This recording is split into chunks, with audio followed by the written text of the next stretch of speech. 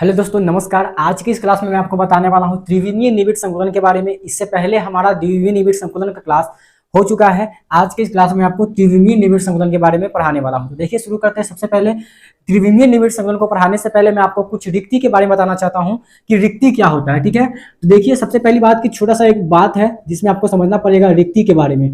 रिक्ति को बोला जाता है इंग्लिश में वॉइड। क्या बोला जाता है? वॉइड बोला जाता है। जैसा कि आपको यहाँ पे इमेज में दिख रहा होगा कि जब हम अवयवी कणों का व्यवस्था को सरियाते हैं, यानी कि एक निविड़ संकुलित संरचना में अवयवी कणों को जब सरियाया जाता है तो उसमें उसमें गोलों के बीच कुछ खाली जगह बच जाता है। ठीक है, यानी कि जब अवयवी कणों को सरियाया जाता है तो उसमें क्या होता है, गोलों के बीच खाली जगह बच जाता है, वो रिक्ति को क्रिएट करता है, रिक्ति उत्पन्न होता है वहां पे, जैसे कि आपको इमेज में यहाँ पे दिख रहा होगा। ठीक है, तो इस प्रकार से इसको रिक्ति बोला जाता है, यानी कि वॉइड बोला जाता है। समझ में आ गया होगा। अब ये रिक्ति का प्रकार होता है। जैसे रिक्ति का अगर प्रकार की बात करें तो रिक्ति दो प्रकार का होता है, यानी कि दो प्रकार से रिक्ति जो है वो आपको देखने को मिलेगा निविड़ संकुलित संरचना में। ठीक है, एक आपका होता है टेट्राहेड्रल रिक्ति और दूसरा होता है आपका ऑक्टाहेड्रल रिक्ति, यानी कि टेट्राहेड्रल रिक्ति और ऑक्टाहेड्रल रिक्ति। सबसे पहले बात करते हैं टेट्राहेड्रल रिक्ति के बारे में। तो देखिए, टेट्राहेड्रल रिक्ति में क्या होता है कि जो चार गोला होता है, जैसे चार गोलों को हम इस प्रकार से सरियाते हैं कि उससे रिक्ति क्रिएट होता है। जैसे आपको यहाँ पे इमेज में दिख रहा होगा कि तीन गोला नीचे रखा हुआ है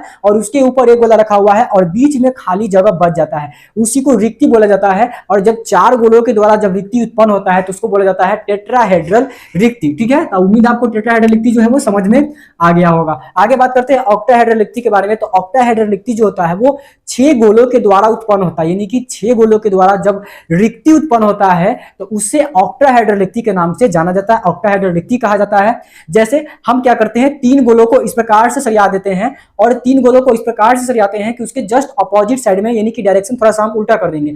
जैसे कि आपको यहाँ पे इमेज में दिख रहा होगा, तीन गोले नीचे रखे हुए हैं और तीन गोले इसके जस्ट अपोजिट डायरेक्शन में, यानी कि जो गोला एक गोला ऊपर में था वो दो गोला अब इधर आ गया है। इस प्रकार से यहाँ पे ऑक्टाहेड्रल रिक्ति जो है वो उत्पन्न होता है। इस प्रकार से ये ऑक्टाहेड्रल रिक्ति का इमेज रहा, ये टेट्राहेड्रल रिक्ति का इमेज रहा। आप इमेज भी देख सकते हैं, ऊपर वाला जो आपको दिखाई दे रहा होगा वो टेट्राहेड्रल रिक्ति का इमेज है और जो आपको नीचे वाला दिखाई दे रहा होगा वो आपका ऑक्टाहेड्रल रिक्ति का इमेज है। ठीक है, तो इमेज भी आप साथ साथ बनाते चलिएगा।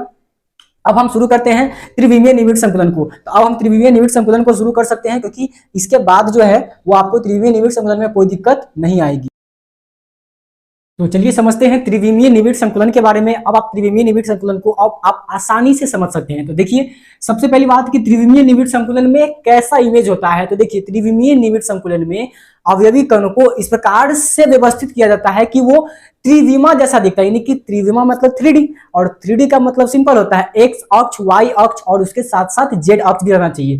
जैसे कि आप यहाँ पे इमेज में देख सकते हैं कि इसमें एक्स अक्ष भी है, सामने की तरफ देखिएगा तो आपको एक्स अक्ष नजर आएगा, इस तरफ देखिएगा आपको वाई अक्ष नजर आएगा और इसके ऊपर भी आपको परत दिख रहा है, इसका मतलब यहाँ पे जेड अक्ष भी है। ठीक है, तो इस प्रकार से आपको ये इमेज के जरिए समझ में आ सकता है कि ये त्रिविमीय निबिड़ संकुलन का एक क्रिस्टल का उदाहरण आपको हमने दे दिया। ठीक है, तो त्रिविमीय निबिड़ संकुलन में इसी प्रकार से कण जो होता है वो व्यवस्थित रहता है। ठीक है, चलिए अब आगे समझते हैं कि त्रिविमीय निबिड़ संकुलन जो है वो हम किसका किसका तैयार करते हैं, किसका किसका बनाते हैं। तो देखिए, त्रिविमीय निबिड़ संकुलन जो है वो एससीसी यानी कि स्क्वायर क्लोज पैकिंग का भी बनता है। उसके बाद ये जो त्रिविमीय निबिड़ संकुलन है ये बनता है आपको एचसीपी का भी, यानी कि हेक्सागोनल क्लोज पैकिंग का भी।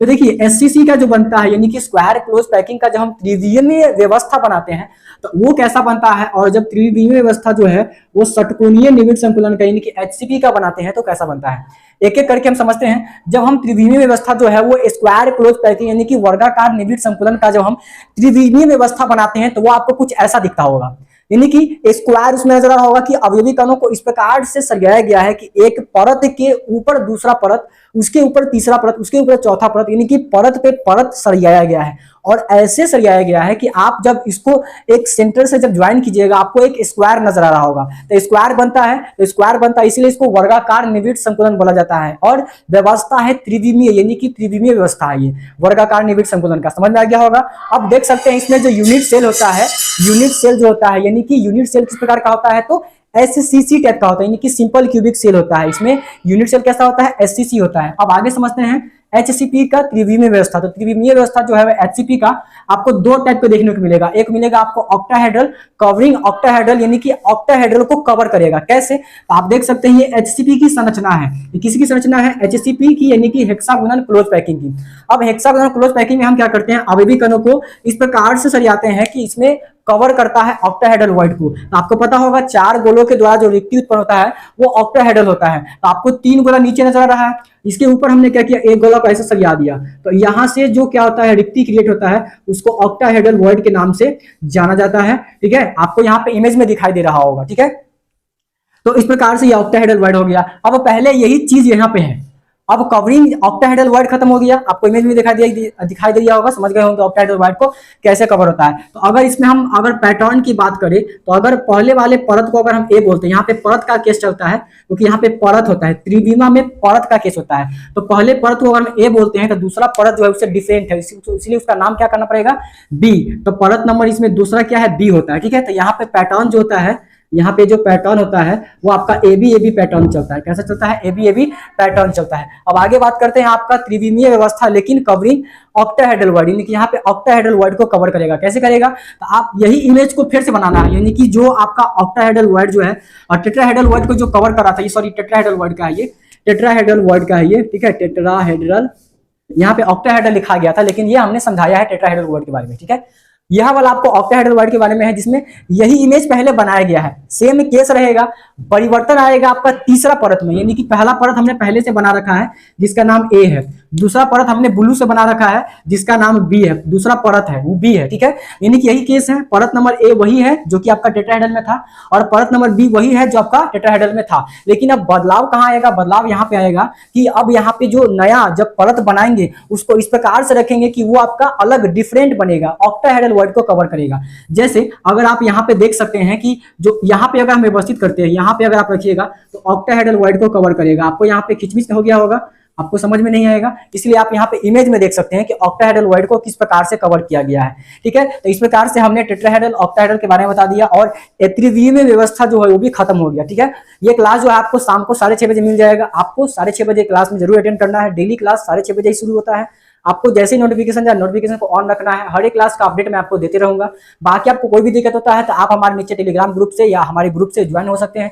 कोई भी दिक्कत होता है नीचे आपको डिस्क्रिप्शन में हर चीज मिलेगा, आप यहाँ से देख सकते हैं। ठीक है, फिर मिलते हैं हम लोग अगले क्लास में, तब तक के लिए बाय, टेक केयर।